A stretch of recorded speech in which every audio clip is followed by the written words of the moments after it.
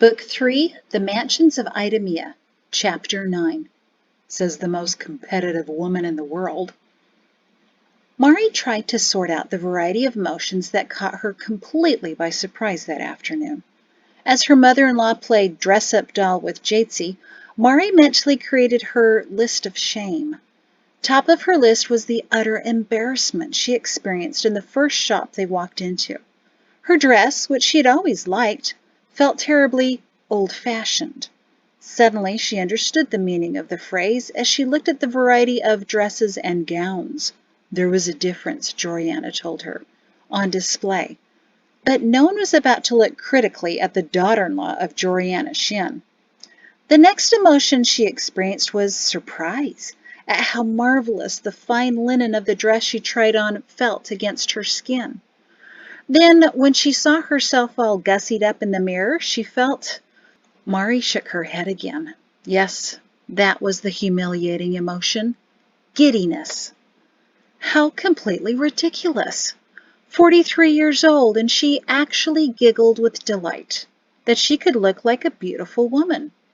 Jatsi even pinned back her hair with twisted silver fastenings the shop sold and clapped her hands in approval. Mari looked Idumean and liked it. Jatsi insisted she wear the dress out of the shop, and Mari stuffed her old frock into a neat box. Now she was experiencing a strange mixture of guilt and glory. She still didn't know what Perrin would think of the pale green dress with useless ruffles on the sleeves, but as she walked through the busy clothing district of Upper Idumea onto the shop specializing in fashions for young women, she enjoyed the looks and nods she received as part of her mother-in-law's compliment. But she knew full well people were merely glancing at her before staring at her daughter. Mari hadn't realized until this trip just how much Jatsi had matured. In the company of children her age and edge, it was easy to think of her as a little, albeit rather developed, girl. But when she saw her daughter as complete strangers did, she realized this tall, shapely child was actually a young woman. That was a very fast 15 years. Sometime during the past couple of weeks, her daughter had grown up. Maybe it happened when Jatsi spent hour after hour moving rock to find someone's lost toy or another undamaged dish. Maybe it was when she sobbed with a little girl upon discovering her cat didn't survive after all. Maybe it occurred when she was sitting by her grandfather's bed this morning, listening attentively to stories he never told anyone before, but now felt the urgent need to share.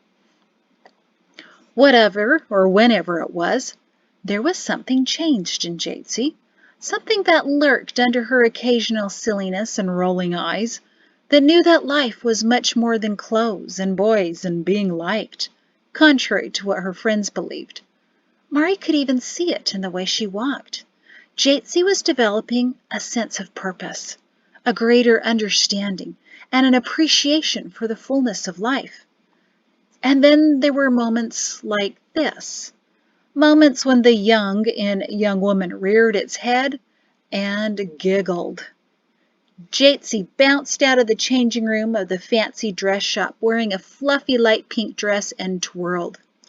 "Isn't this pink delicious? I could just lick it!" Joriana, sitting next to Mari on the waiting sofa, not a bench but a true sofa in a shop of all places, clapped her hands. "Ooh, it's positively you! Don't you think so, Mari?" Mari still hadn't mastered the voice of ooh, as she was beginning to call it, and had lost the ability to appropriately label things as cute by the time Pedo was 5, although the grandmothers retained that skill. But she could still be genuine. "It's very nice, Jatsi. That pink makes your cheeks even rosier. But I'm a little concerned about the sleeves." "Of which there are none," she added to herself. Her mother-in-law was tugging on the narrow strips of cloth on Jatsi's shoulders to reveal even more of Jatsi. "I don't think Mother approves of that," said Jatsi apologetically to her grandmother. "Yes," Mari said slowly, trying not to grit her teeth. "That may be how it's designed to be, but I'm sorry, Mother Shin. Shoulders, and especially all points below, remain covered. That's your son's rule, by the way. Looking appealing doesn't mean peeling off one's clothes. He does say that, Jatesy muttered, frequently. But it's an event gown, Joriana exclaimed. She's supposed to show off a bit of that beautiful skin. It's not like it's cut down to here. She drew an invisible line low on Jatesy's chest, and Jatesy's eyes flared in embarrassment. Perrin simply doesn't understand. Mari sighed. As a tall man, Perrin understood more than most the problems of fashionable cleavage. Besides, Mother Shin, where would Jatesy wear such a beautiful gown? We don't really have events in Edge. Grandmother and granddaughter exchanged knowing and dangerous glances. Oh no, Mari said, dread filling her head to toe. What's this all about? The dinner, Mari, Joriana squealed. It's still on. With Ralph improving every day, he agreed to still hold it next week. After all, we made all the arrangements over a season ago. Mari frowned. What dinner? Only the dinner, Joriana emphasized. The dinner Perrin escaped from the second year we held it. The one we hold every year. He didn't tell you.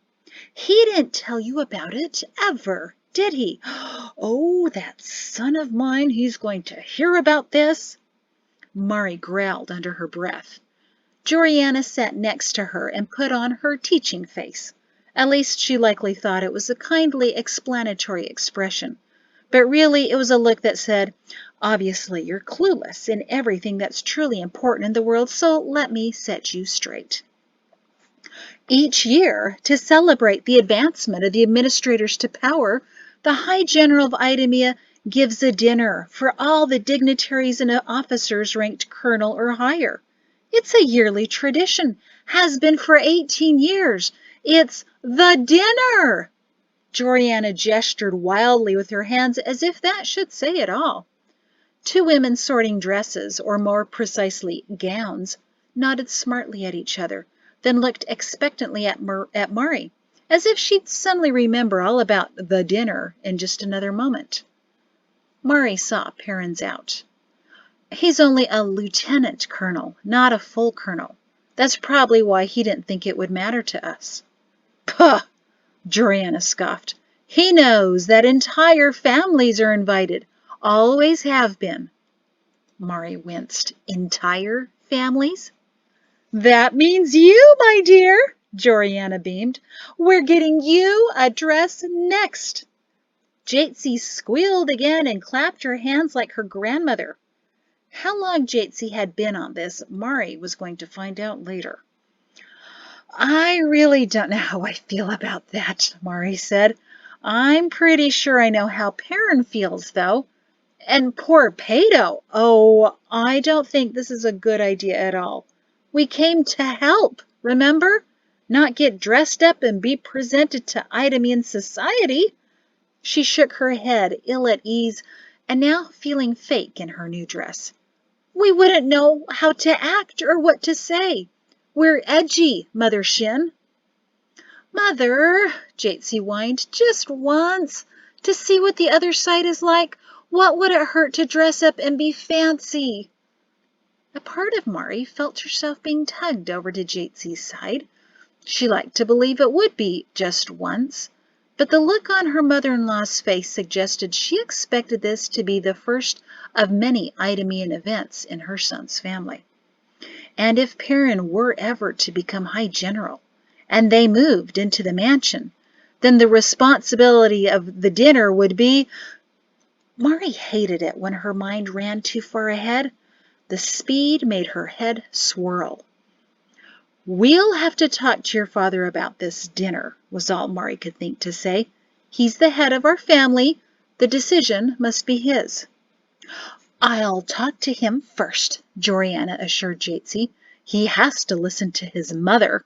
In the meantime, I want to see you in that yellow dress next before we make our decision. Mari, start looking around. If you don't choose something, I'll choose it for you. This is all part of my plot to keep you here. You realize that, right? Win over the children, parents will follow. That's downright sinister of you, Mari teased her mother-in-law. And very administrative, too, she worried to herself. It was nearly dinner time when the women returned home. Ralph was outside on the flagstone terrace. Reclining upon a sofa, he had Perrin and Pato drag outside from the large gathering room and place in the back garden so that he could see something besides the study door and breathe something fresher than the air of waiting papers and ink. When the coach pulled up along the back drive and stopped before the terrace, he shook his head. Perrin's not going to be happy, he muttered, and smiled.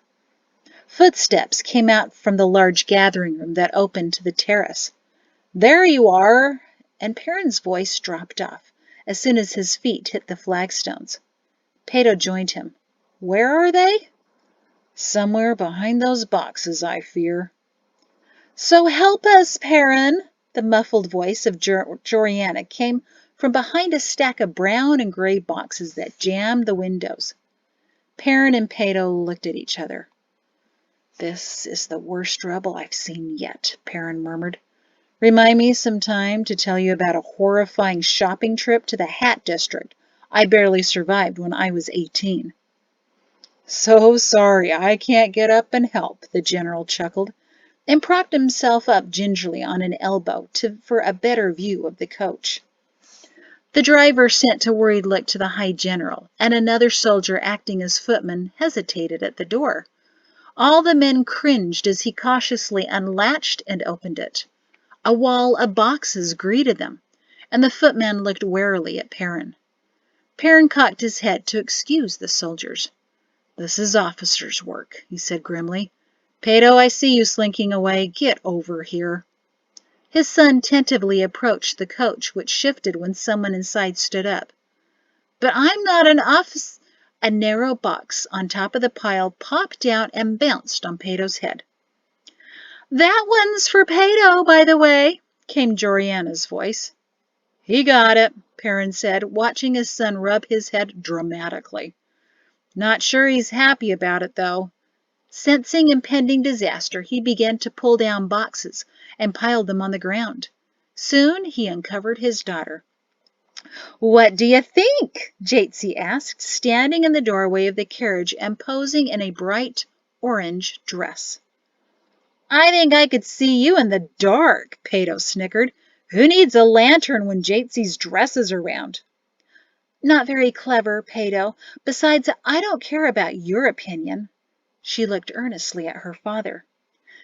It was one of those moments men are never prepared for, the what do you think question. Ralph held his breath in empathy. Perrin evaluated her. I can see that you love it. Good for you. Ralph released his breath. Smart man, he muttered to himself. More tactful than any administrator. Jatesy bounded down the coach steps and snatched up some of the boxes. This one's for you, Pato. I chose it out myself, she said in an almost threatening voice. Then I'm not wearing it, he insisted as Jatesy handed him a stack of boxes to carry. Oh, yes, you are. Grandmother will make you. Now help me get these inside, she ordered as she picked up more packages. Why would I want to wear something you chose? I don't need to look like a glowing carrot. Their bickering echoed in the grand hall as they carried the boxes to their rooms. Joriana stood at the door of the coach with 2 more large packages to hand her son. Mother, what have you done today? Perrin asked, astounded at the level of shopping that had been committed. Just had a little fun, she smiled. It's been such a terrible week, but now so wonderful to have women with me. Perrin helped her down the steps and waited at the bottom for the next presentation. I know you're in there, he called. There was no answer from the dark coach. My mother's had you all day, and I know she's done something to you. Might as well get it over with. I'm getting hungry for dinner out here. Mari appeared at the opening, not looking anywhere nearly as orange as her daughter. Perrin actually smiled. She wore Idumea well. Oh, that's not bad at all. He offered her his hand. Not purple now, is it? No, not this one, Mari warned as she came down the steps, another box under her arm. I think she looks lovely, Joriana said. Not that she didn't before, but you know what I mean. She always looks lovely, Perrin smiled at his wife. What she wears doesn't change that. And you don't want to be a general, Ralph said under his breath. With that ability to twist anything to your favor, what a waste of talent. Come, Perrin, help your wife with these things, Joriana ordered, and then we need to talk about next week. Perrin's eyebrows furrowed. You mean Jatesie's birthday? I mean the day after her birthday, Joriana said. Perrin went gray. He looked at his father. Ralph shrugged and wearily nodded. You're still having it? Perrin nearly shouted. What better time to show everything is still well, that life continues in Idumea, his mother insisted. But surely the resources could be put to some better use. Joriana waved that off. Oh, cleanup in Idumea is going as scheduled. The outer-lying villages seem to be fine. I haven't heard anything from Etch, Perrin said tensely. No news, son, remember, the general said. Standing rule. Grampy Neek served under me long enough to know that, too. Besides, the dinner will be good for morale. Mind you, I'll be moving a bit slowly that night, so some of the duties may fall to you. Absolutely not. No, Perrin declared. You said you had come to help, right? His mother said, just as firmly, her hands on her hips. Or was that just a line? Because if you really want to help, you will help. You will do all that your father needs you to do, and all that the administrators expect of the Shin family. Honestly, Perrin, it's just a dinner. How can you be so stubborn and selfish as to object to that? He looked down for a moment before meeting his mother's glare and offered a penitent smile. Of course I'll help, he said quietly. Just tell me what to do. No complaining. Joriana stood on her toes to kiss him on the cheek and then wiped it off with her thumb. Let's eat dinner and discuss matters. Now, go help your father into the house and let's see how well he does at the table tonight. He needs to start practicing after all. Only 10 more days until the 47th. Mari had committed all the words of her mother-in-law to memory, and the order in which she said them to her son when she insisted he help with the dinner, because the immediate compliance of Perrin was positively stunning. But he was unusually quiet at the beginning of dinner. Mari didn't think it was because of her dress, but perhaps because he was having second thoughts about the dinner. Or maybe it was because Pato and Jatesy dominated the conversation. Both tried to outdo the other in what was more significant, the shopping district or the arena. We saw this huge carriage called a bus. It seats 50,000 people. One store had all kinds of hats in all kinds of colors. You can even buy food there during events. Some shops were 3 levels high. This place was at least 4, and with 40 entrances on the side, Father and I walked around. The glass is so thin on the windows you can see all the way through, even to the windows on the other sides. It can be flooded for canoe races, especially when it's raining, right, Pato? At least the shops are enclosed. They're devising a way to cover up the arena, and the cover might be big enough for your mouth, Jatesy. Enough, Mari finally said, rubbing away the headache that was forming near her temples. The family was seated together at the end of the massive table, Ralph at the head, Joriana to his side, and Perrin next to her. Across from Perrin sat Mari, with her children on either side of her. She wondered how she ended up with them again, both trying to talk louder than the other and through her head. Please, just eat. It's not a competition, you two. They always have competitions, Mother. That's the point of the arena, Pato said. And the shops, Jatsi stammered, not knowing how to outdo her brother without sounding absurd. Why? Mari asked. Why does it have to be a competition? Behind her, Jatsi and Pato stared at each other, having just discovered that their mother was hopelessly stupid. To see who's the best, Jatsi reminded her. Yeah, what's the point of running if you don't know if you run the fastest, Pato added. Mari sat up and narrowed her eyes. Jatsi murmured, oh no. She knew what that look on her mother meant. Interesting, Mari said slowly, putting down her fork. What's the point of doing something if you can't be judged to be the best? Jatsi shot a warning glance to her grandparents and murmured, here it comes. Mari folded her hands in front of her in a modified debating position. Why just not do something to experience it? You know, running has its purposes, not just as a race. Oh, Mother, you know what I mean, Pato grumbled, and took a big bite of pheasant to avoid being dragged into a debate. But there were times when Mari saw a lesson could be taught, and some lessons just can't wait, even if her husband and in-laws were watching her closely. No, I don't think you know what I mean. Pato, how often do the boys in Edge play kickball? Well, besides being part of the Idumea organized teams that you won't let me join, he added bitterly. I'm not talking about the teams. See, that's precisely it. There's nothing stopping you and your friends from starting your own games. When you were still a baby, children started their own games nearly every day. I've heard this one before, Pato murmured. But Mari was never one to cut a good speech short just because someone complained. They chose their own teams and played just for fun, not hoping to be recruited to Idumea. No one was worried about who was the best. They just wanted to have fun. Some of the teams look like they're having fun, said Pato, unconvinced. Mari eyed him. That's not what Block said last year, remember?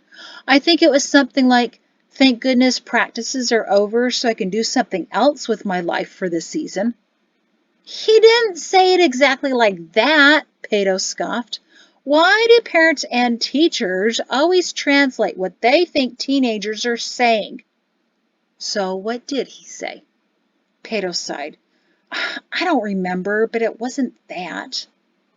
I do remember that his marks improved significantly when he wasn't obsessed with impressing his trainer, Mari pointed out. Good marks in school and performing well in the final exams will do far more for his life than being able to kick a ball. What kind of job will the administrators allow him for something as inane as that? As far as I can tell, it's only the trainers who benefit from these new teams and the silver that they're paid for them, rather than the boys. What a waste of time. Come now, Mari, Ralph broke in.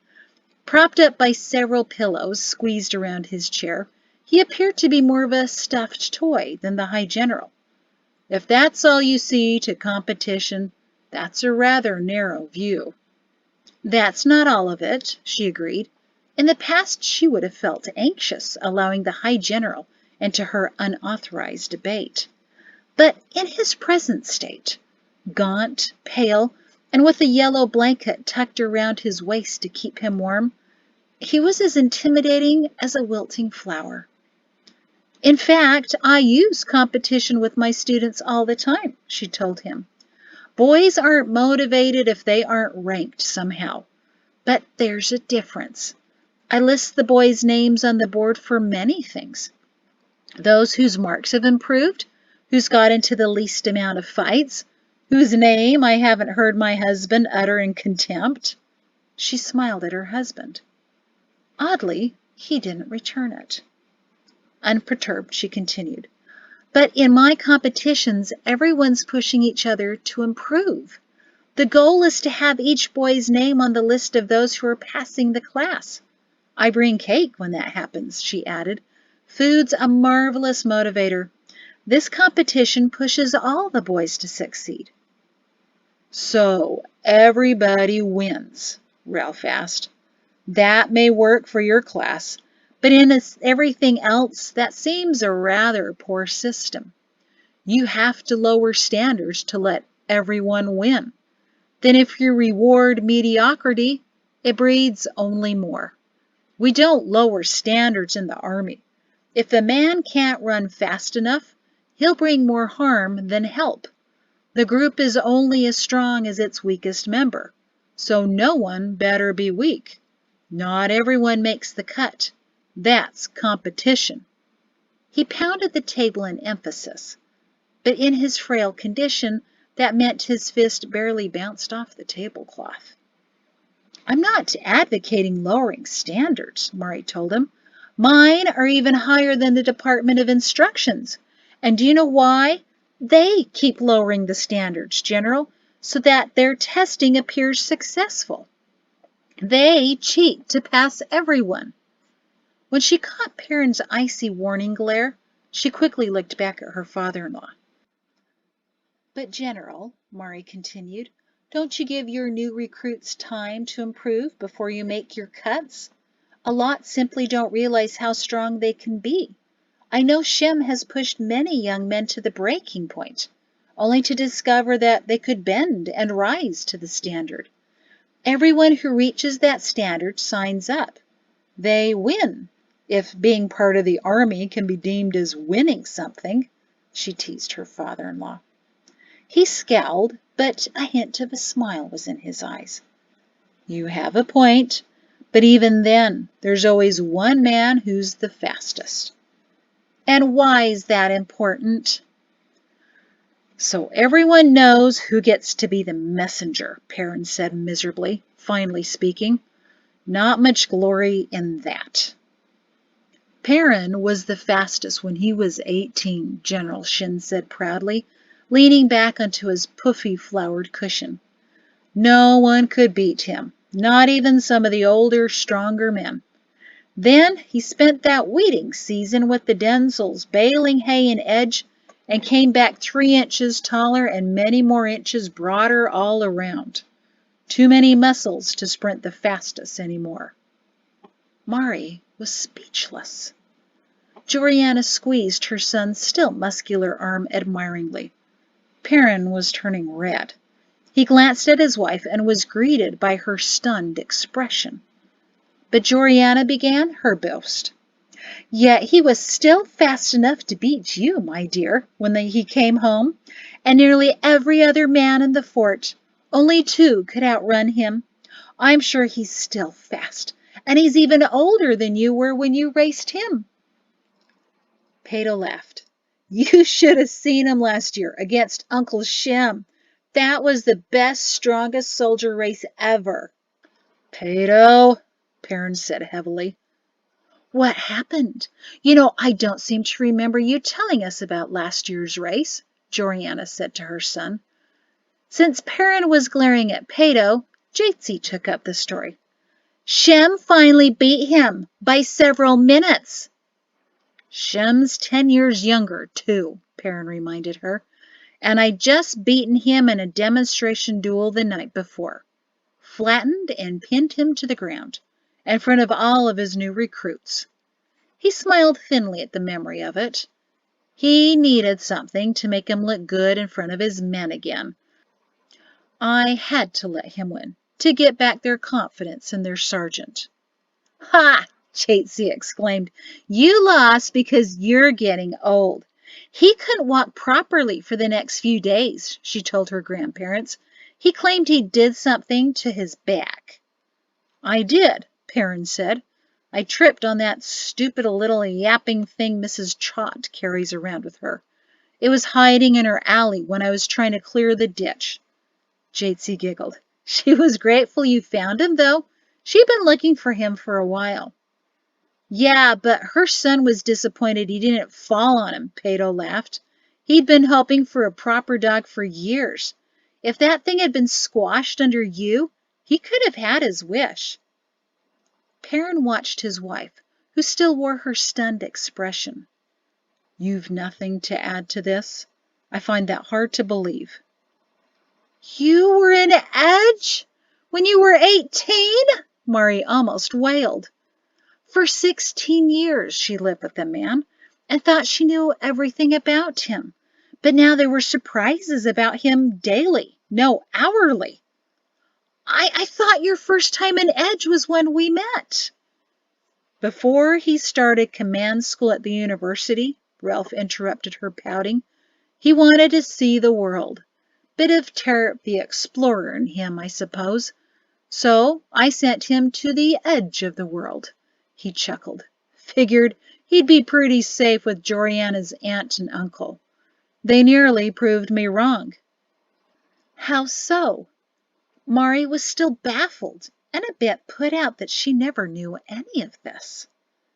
Perrin sipped cider from his mug and didn't make eye contact with anyone, especially his wife staring pointedly at him.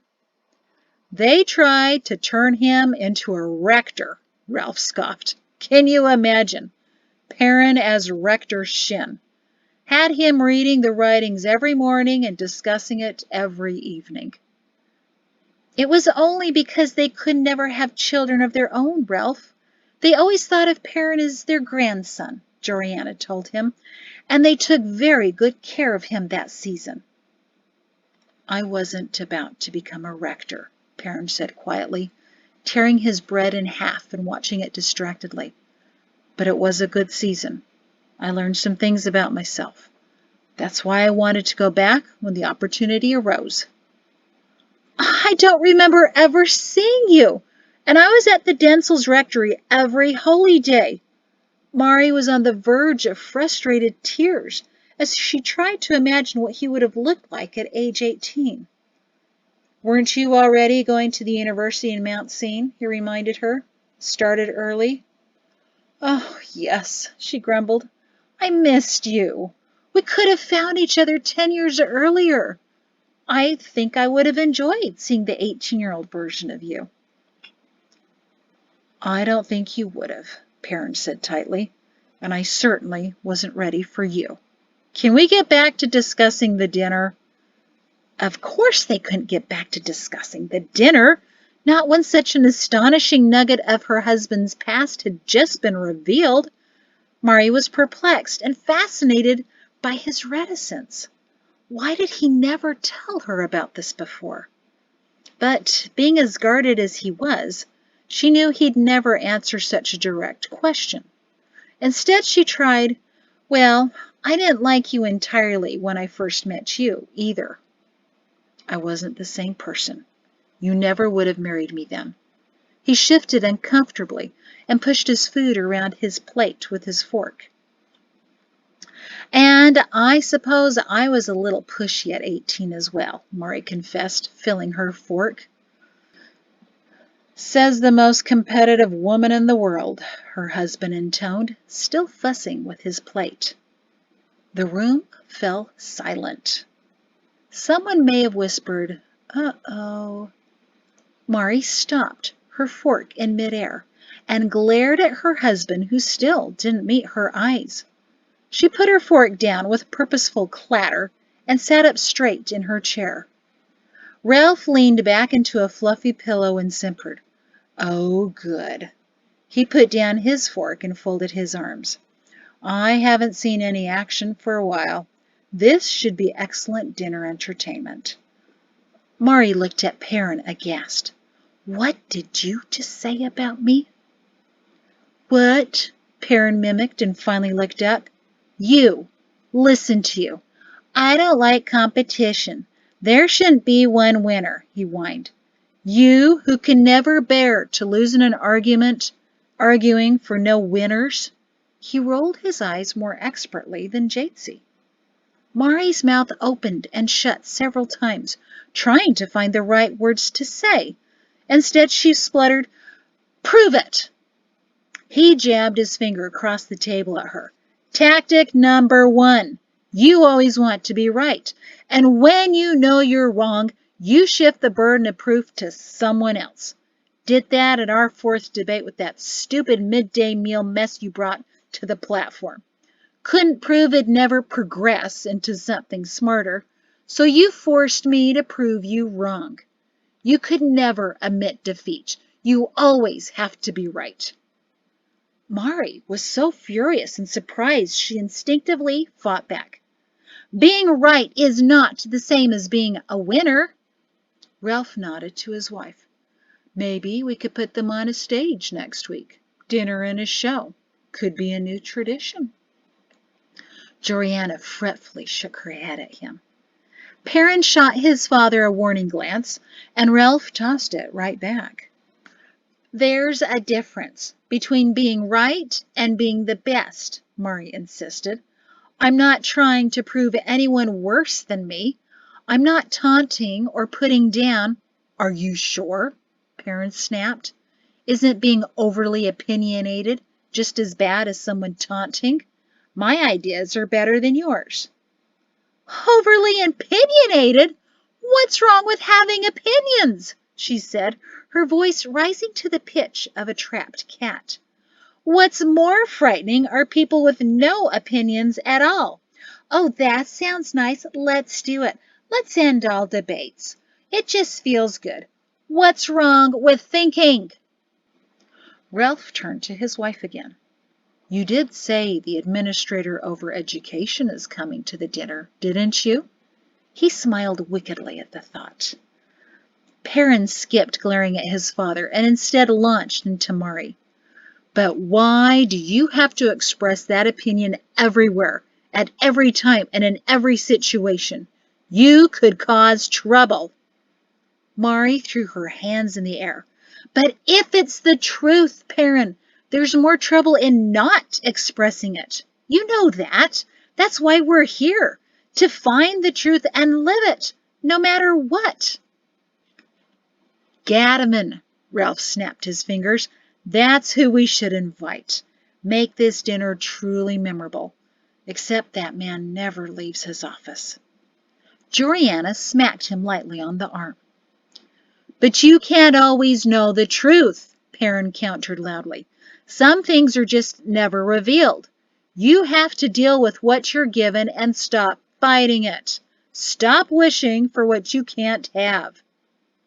Mari shook her head in confusion, not sure how that last sentence fit their argument, but also knowing too well that there was a time she faced the truth and shrank away from it. But that was years ago, and a different situation, and, well, what happens when people stop wishing for the truth? She hadn't given up completely finding it. She just was putting it off for the right day. But this argument wasn't about her. Something was going on with her husband. She hadn't seen him this confrontational in years, as if he'd regressed to the duplicitous captain she knew long ago. She couldn't imagine why, but his behavior enraged her. You do the best you can, but if you stop fighting, the truth won't win, she yelled. If you give up completely, who wins? Not the Creator or his will. So whose will are you fighting for, Lieutenant Colonel? They stared across the table at each other, a feeling of betrayal hitting both of them at the same time like icy water. No one had been eating for the past 5 minutes. Jatsi and Peto watched their parents anxiously, their eyes shifting back and forth, hoping one of them would end it somehow.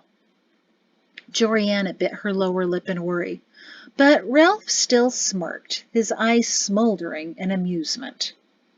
Perrin shook his head slowly, his expression softening as he stared at his wife. How did we get here? He whispered. Mari's eyes filled with tears. I don't know, she whispered back.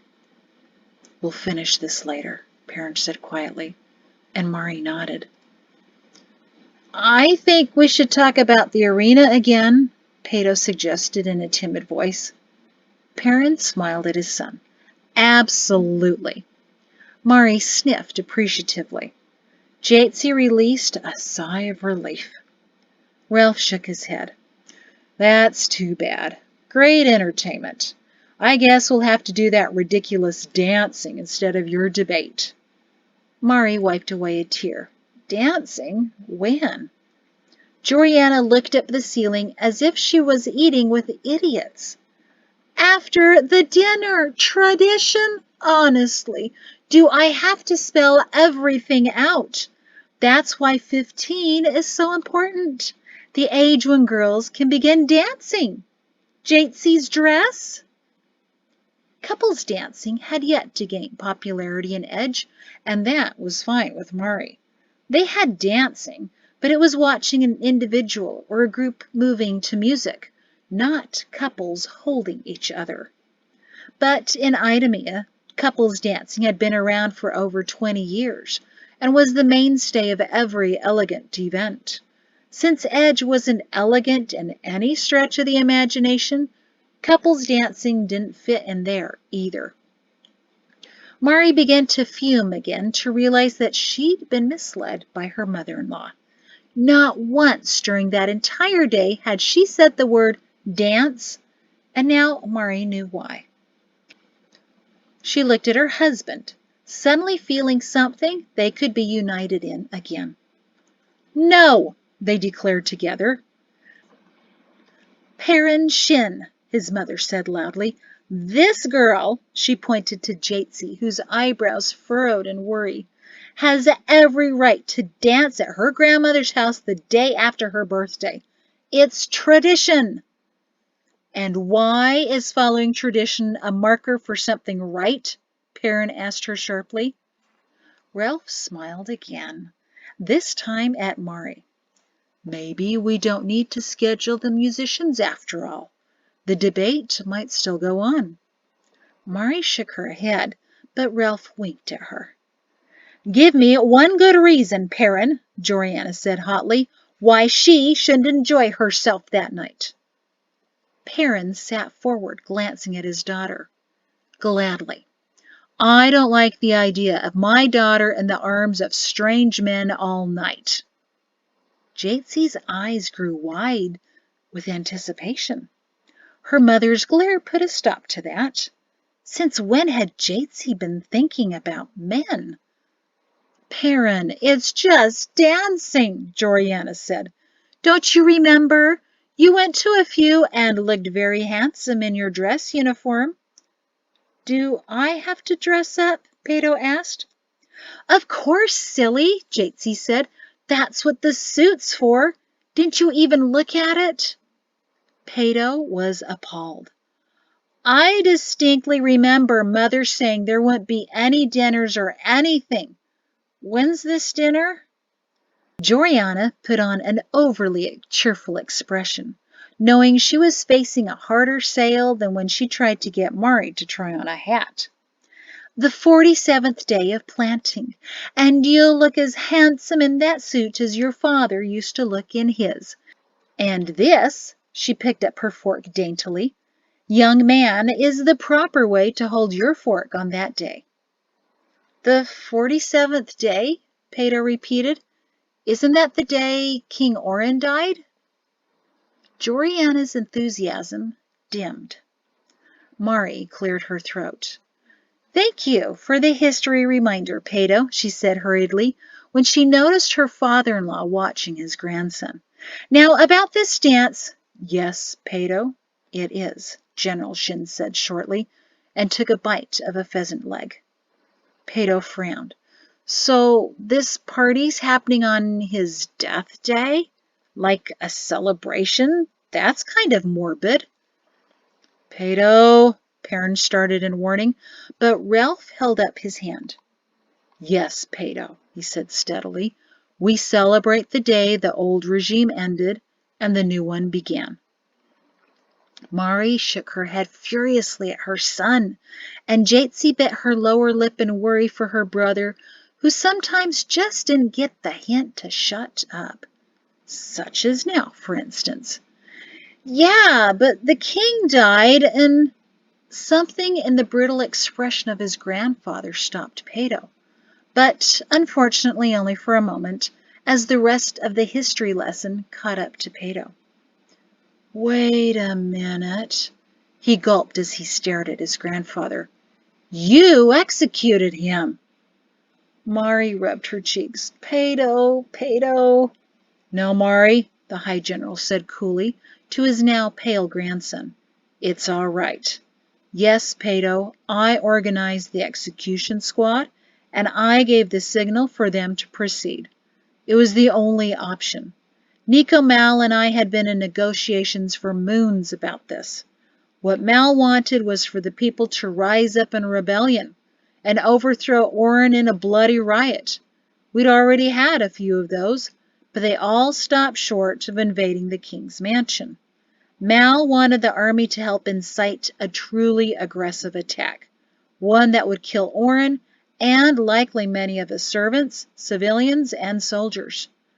Then Mal would gallantly step in and restore order to earn the undying devotion of the people. In the end, executing Orin was the best solution, and the only one I'd support. It was controlled and humane, and only one man lost his life. That was important to me.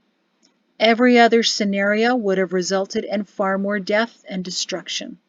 I celebrate that, son, and the fact that since that day, I've never again had to organize an execution squad. I hope the world never sees another. Pedo swallowed hard and nodded. Then, because he was an exceptionally slow learner, he added, This was his house, too, wasn't it? General Shin had started to take another bite of his pheasant, but paused. Orin gave it to me himself, when his mistress, Mari cleared her throat loudly. Oh, get over it, Mari, he said impatiently. Your children are old enough to know that men and women occasionally come up with their own arrangements. Yes, Pedo, that woman came to her senses and took herself and her 2 teenage sons and left Orin. He worried about this house being raided in their absence. And he also wanted your protection, Pedo said daringly. Joriana fidgeted as Ralph held the pheasant leg halfway to his mouth. I protected that idiot for as long as I could. But I also vowed to protect the people, Pedo. His senselessness came in conflict with that. It was either the world or Orin. Rather a simple decision, really. He bit into the fowl. Pedo gulped again. Where are those sons now? No one knows, Ralph said indifferently as he chewed. One, named Son of Orin, was rumored to be trying to kill Mal many years ago, but no one's seen him for probably a dozen years or more. Likely dead. The other son, Dorman, also hasn't been heard from for many years.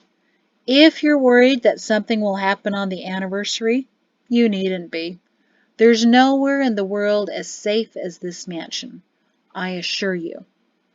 Pedo looked thoughtfully at his plate.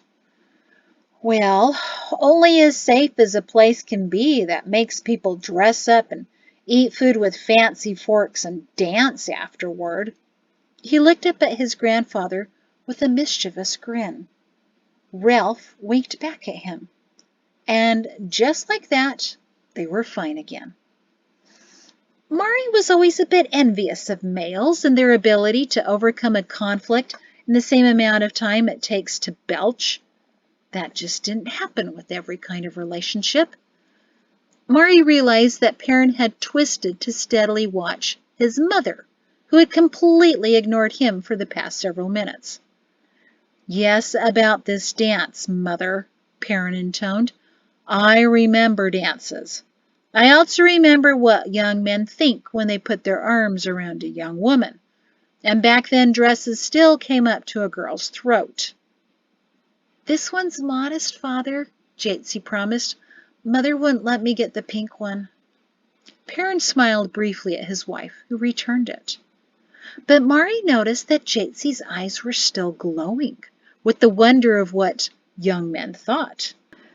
It was probably time for another talk with her daughter, especially if she'd been overhearing Kindiri and Lieutenant Riplak's suggestive sweet roll and cucumber sandwich discussions, with a side helping of eyebrow waggling.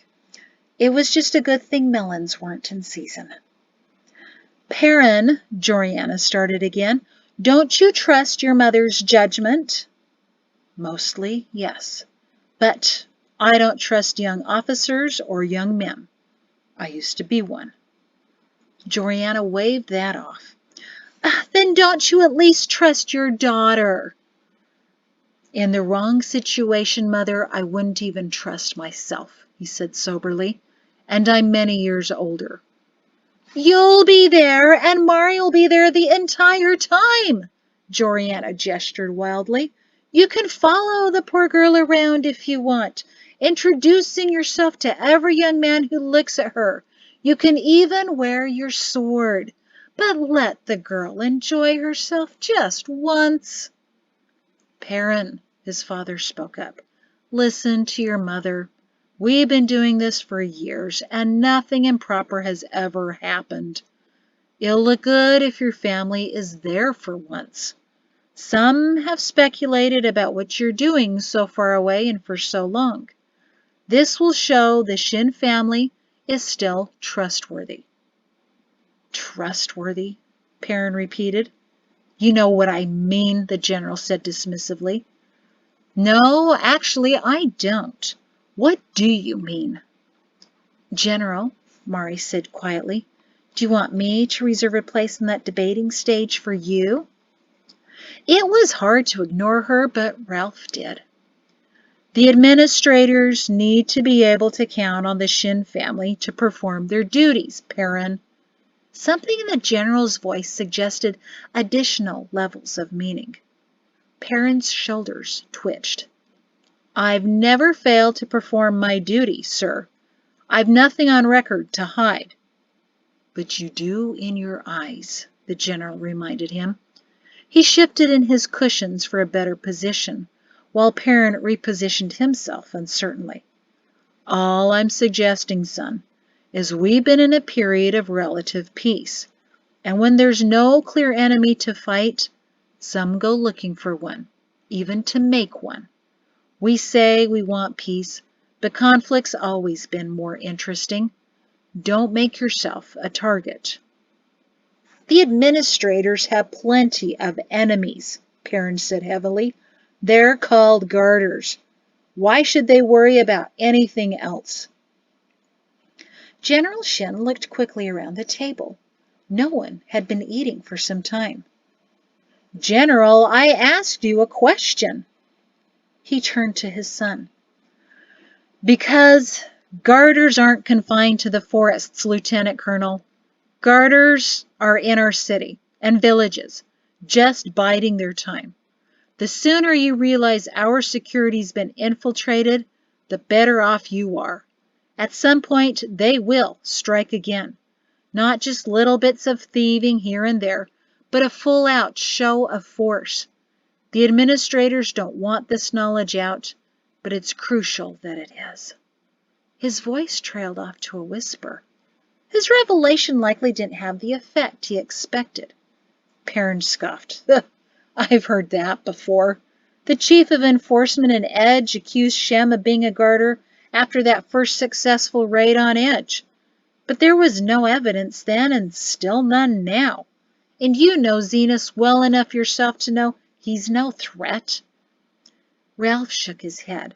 I'm not accusing the Master Sergeant, but there's growing suggestion of garter infiltration elsewhere. What kind? Perrin demanded.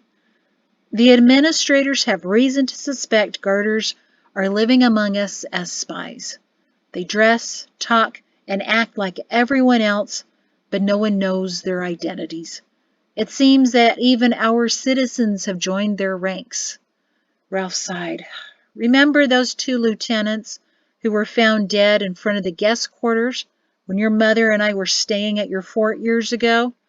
Perhaps they were more than just squabbling over a girl. His son was unconvinced. Karna investigated that, and so did Idumea. Brizak even sent to report that there had been problems between them. There was no evidence of anything garter-related. But maybe others are related to garters, the High General suggested. Maybe those citizens know of their heritage and are continuing their work. Mari noticed Pato watching his grandfather with unusual intensity. It makes no sense, Perrin scowled. If they're out there and no one knows who they are, then how do we know? The general shook his head. It's just what some of the administrator's assistants say, Perrin in whispers to some of my men. I don't have hard evidence myself, just rumors that run back and forth. But rumors, as you know, quite often begin with the word of truth. If I could reveal our suspicions to the public, we might succeed in finding proof either way. He sighed and rubbed his forehead. Perrin, you know well enough the administrators don't need hard evidence in order to become anxious.